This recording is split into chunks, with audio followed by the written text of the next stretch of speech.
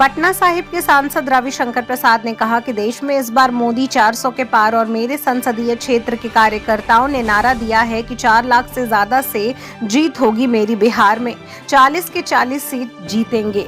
एक जगह कम वोटिंग से घबराने की जरूरत नहीं है। नरेंद्र मोदी की पहुंच गांव-गांव तक है। 22 से 25% जनता नरेंद्र मोदी को अपने आप वोट देती है। 405 सीट का मतलब है संविधान में परिवर्तन। रविशंकर प्रसाद ने कहा कि यह बेबुनियादी बातें हैं, इसका कोई मतलब नहीं है। मोदी जी ने स्पष्ट किया है और मोदी जी के पूर्व कानून मंत्री रविशंकर प्रसाद आपके सामने हैं। मैं कहता हूं यह बेबुनियाद बातें हैं। संविधान में कोई परिवर्तन नहीं होगा, कोई बदलाव संविधान में नहीं होगा। देश संविधान से चलती है। संविधान को बदला था कांग्रेस पार्टी ने। इमरजेंसी जब लगाया गया था उस वक्त संविधान बदलने की पूरी कोशिश की गई थी।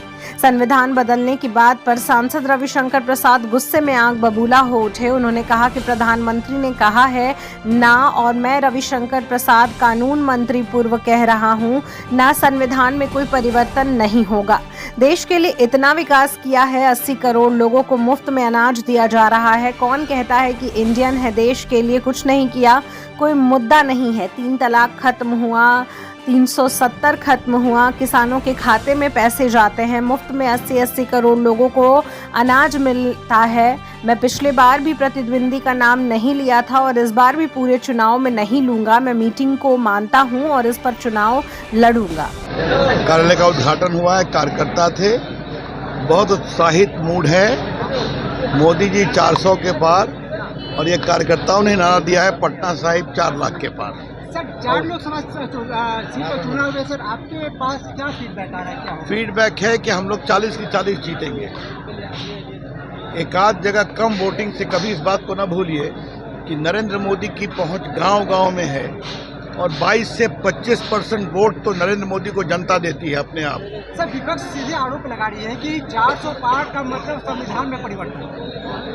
ये बेबुनियाद बात है, इसका कोई मतलब नहीं है। मोदी जी ने स्पष्ट किया है और मोदी सरकार का पूर्व कानून मंत्री कह रहा है कोई बदलाव संविधान में नहीं होगा। ये हमारी सरकार संविधान से चलती है। संविधान को बदला था कांग्रेस पार्टी ने इमरजेंसी में,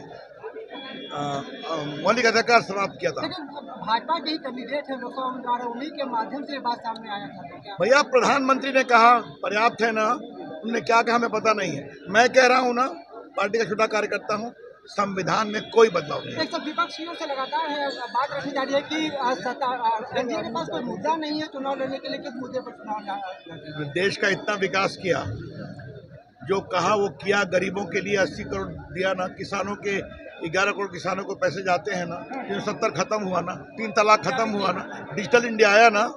तो क्या चाहते हैं? भारत की इकोनॉमी 11 से 5वीं बन के 3री ले जाएंगे।